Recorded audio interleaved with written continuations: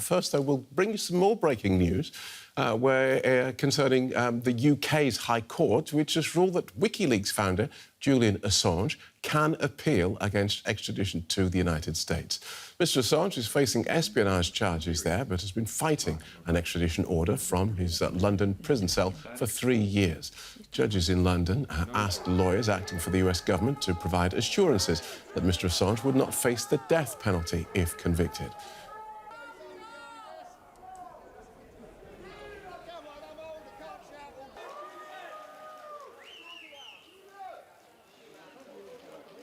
Let's get more from our correspondent, Birgit Maas, who's outside the court in London. Welcome, Birgit.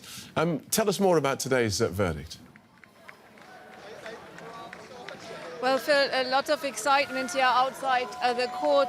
Julian Assange's family, I believe, and his supporters are just walking past me, and I was actually in court to hear that verdict. It means that the end of the road for Julian Assange in the UK is not yet there, so he can appeal against his extradition. So the worst fears of Julian Assange's wife and his family, that he could, after today, be really within maybe 24 hours, as they have feared, be on a plane to the US and be extradited. That is not yet the case. He is still in prison, so his situation hasn't changed. He was too weak to attend this hearing today, so he's not in a good state, says his wife. But he is here, and I had a chance to speak to his father and asked him if this is a win, and he said, yes, definitely it's a win. Even though his son is still in prison, the alternative, he said, would have been much worse. OK, so as you say, he's been fighting this case for more than 3 years.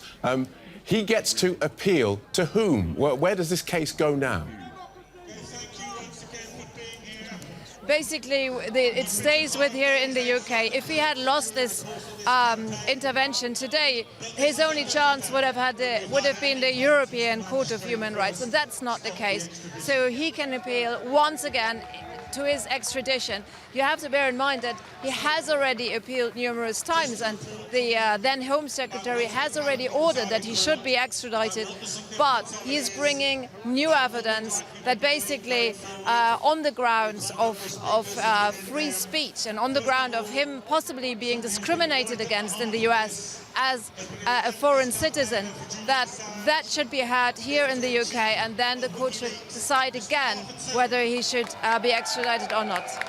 So you mentioned you heard from Mr Assange's father. What else are you hearing from Mr Assange's supporters?